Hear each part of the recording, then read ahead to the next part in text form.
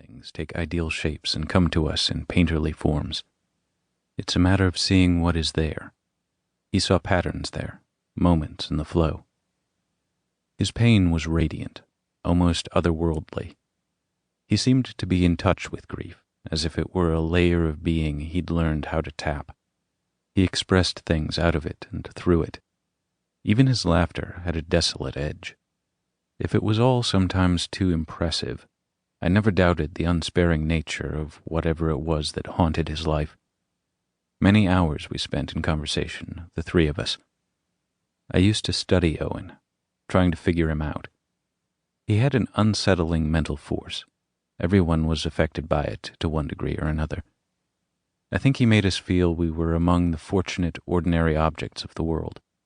Maybe we thought his ruinous inner life was a form of devastating honesty, something unique and brave, a condition we were lucky to have avoided. Owen was a naturally friendly man, lank, with a long, striding walk. My son enjoyed spending time with him, and I was a little surprised at how quickly Catherine developed a fondness, a warm regard, whatever a woman in her mid-30s feels toward a 60-year-old man with a Western voice and a long stride.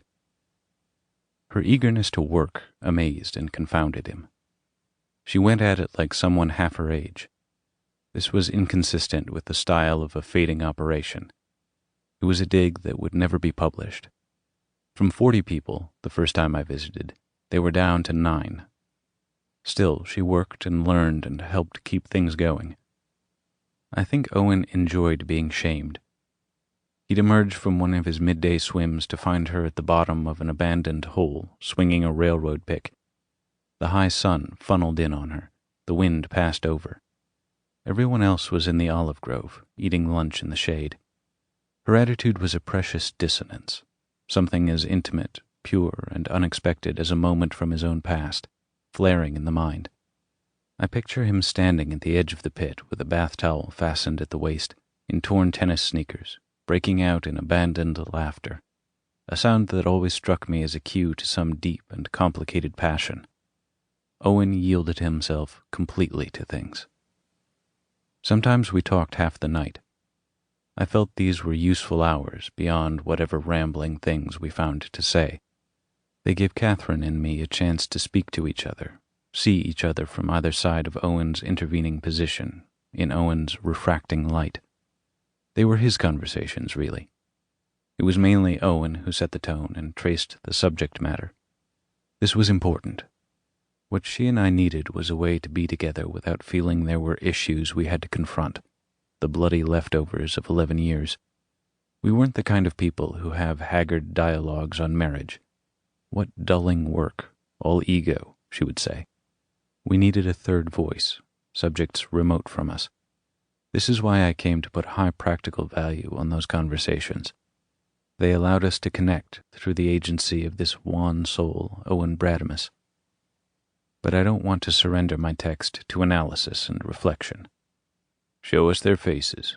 Tell us what they said. That's Owen, too. Owen's voice coursing warmly through a half-dark room.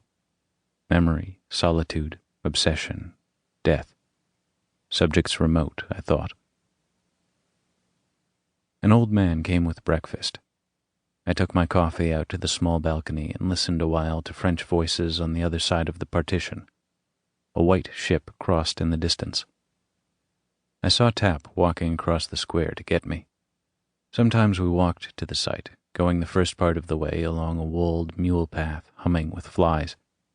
The cab route was roundabout, a dirt road that skirted the higher parts of the island and never lost the sea.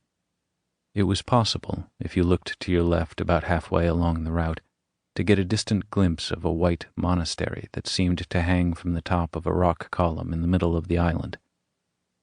We decided to take the taxi.